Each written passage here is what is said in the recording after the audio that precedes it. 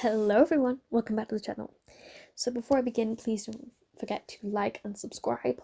Also don't forget to share this video, it is a really big help, and ring that lovely notification bell if you are wanting notifications, because YouTube doesn't always notify you. Also as well, please don't forget to follow me on the socials, Kirsty Johnson Coaching, at both Facebook and Instagram, and kirstyjohnsoncoaching@gmail.com if you are wanting any coaching, any advice, you want to ask any questions, or you have any requests for videos, you can also leave them in the comment section down below.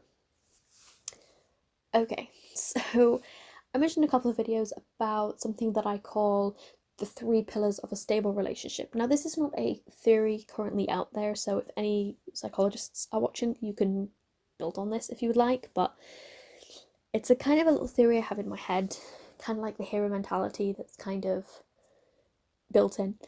And this is what I believe is 3 pillars that hold up any relationship. This isn't just romantic, this is any relationship you have, whether it be friendship, whether this be family, whether this be work.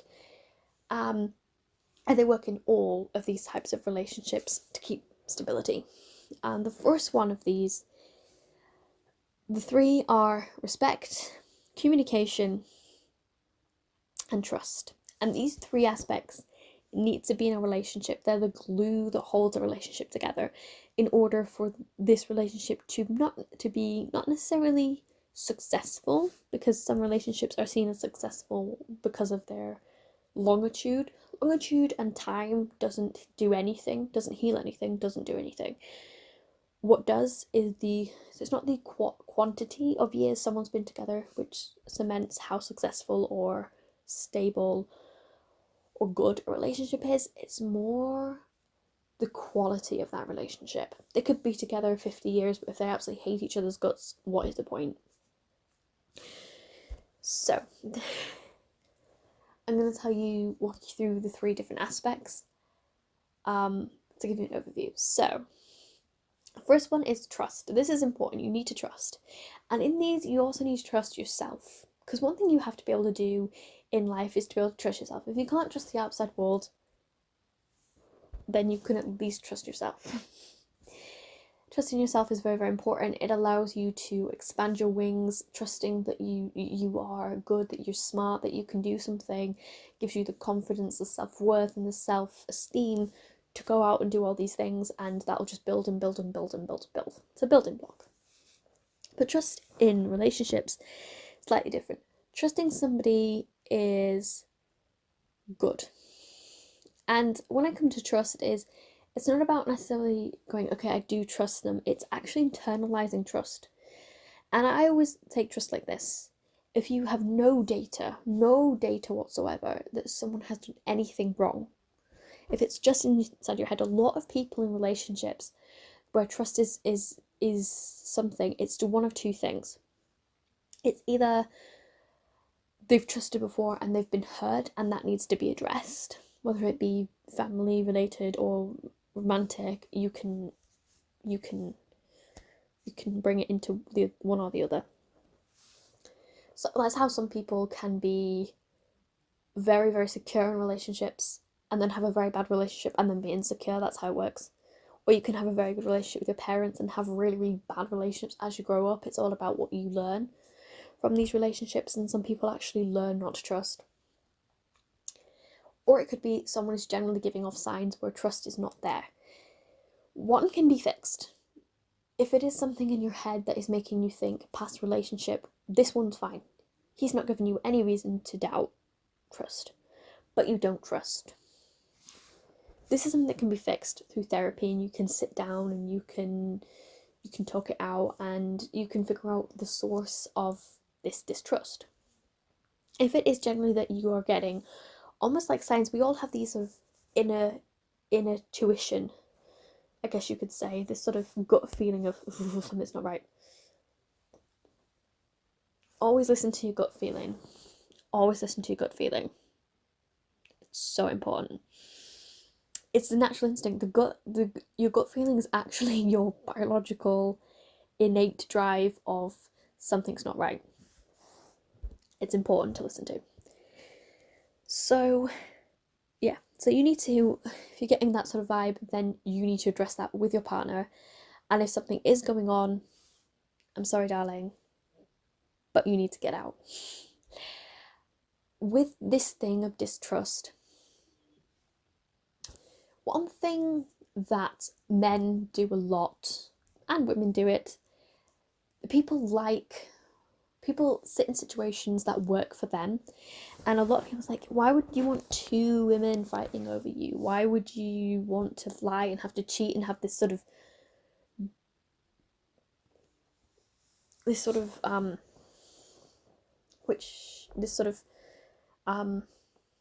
forgot what the word is, but basically where your actual feeling and your actual outwards emotion don't match. I forgot what it's called. But well, they don't match. Because why wouldn't you? Your ego, it scratches the ego and everything like that. So you can sometimes work through this mistrust if someone's cheated, and you work and you build on the trust and the sort of, it can do a lot of other things when people cheat as well. It can do things like, obviously to some degree, the physical aspect can be sometimes worse for some people because, you could have problems with specific things, or more likely the emotional side of things, the fact that they've been talking about stuff that you've been talking about with them with someone else, and that can be quite horrible as well. Okay, the next one is respect. You need to respect yourself. We need to respect ourselves. We need to learn how to respect ourselves, understand our worth, our self-worth, our self-esteem. It is so important. It's definitely an important part of being human. The other thing with respect with other people need to respect you. And part of this I talked in my videos before about boundaries. And it also links into trust as well, because trust is a sign of respect and mistrust is a sign of disrespect. In the case of actually someone defying a trust can also be a sign of disrespect. And someone not hitting your boundaries can be a sign of disrespect. So respect is incredibly important, and it's one of the most important pillars, because the most important pillar, because respect glues people together in that you are on the same level, you are equals, you are, no matter whether or not they go out and work and they get all the food and you're just sat at home doing all the housework, you are equals in your roles. And respect, there's a lovely saying that is, respect is earned, not given. The only time that it's actually not not applicable is with yourself. You don't earn your own trust. Everyone else has to earn your trust, and you have to earn everybody else's. And someone who has disrespected you one time will disrespect you again. The only way you can stop people from disrespecting you who are respecting you, some people will probably never do it. Some people think they're just better than others. But there is a way to make people respect you more, and this is about standing your ground, setting your boundaries, knowing your worth, because as long as you respect yourself, other people will respect you. And if they don't, they won't stay in your life long enough for you to know. Okay, the last and final pillar which I'll talk about is communication. This is so important. Human beings are communicative creatures, and even through the different languages that we have, even through, you can still communicate with somebody who doesn't speak your language through the basic examples of motion, body language. Most communication happens not through your sort of speaking to someone, but actually through your actions. You can watch someone speaking, I don't know, I'm English, say speaking German, and you can understand and get the gist of a conversation just by staring at their body language and kind of evaluating it. Because someone who's angry will grit teeth if they're in public, or they might shout, they might do a lot of, there's certain body language that is associated, like lying. Liars can be figured out even if you don't speak that language. Liars put their hands over their mouths because they don't want the words to come out, unless they're a psychopath, or they do things like hide behind something, curl themselves in because it's a bad thing.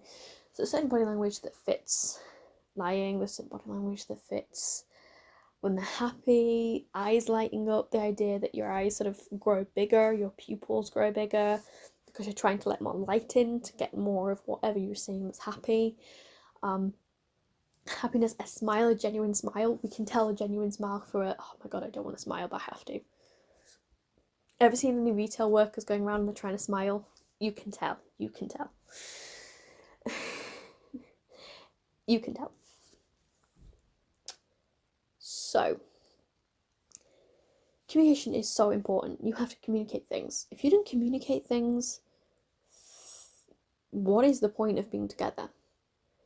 You always get that trope in films, isn't there, where they're just like not talking to each other. And communication is also in relationship. We often think, yeah, I talk to my partner every day. But are you listening to your partner every day? You're talking to your partner every day, but are you listening to your partner every day? Are they listening to you every day? Communication is a two-way street.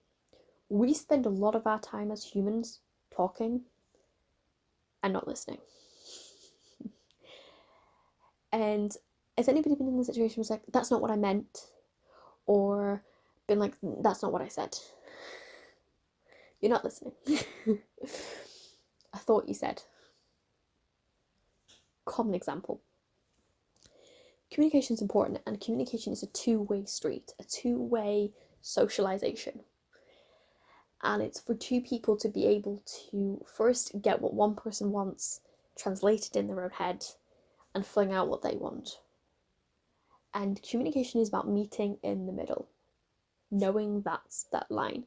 This is what debate is about. When you have a debate, this is why I always say healthy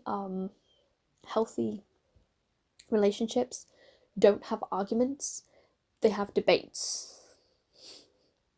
Arguments is just one person shouting and the other person not actually listening, then the other person shouting and the person who was shouting before not listening.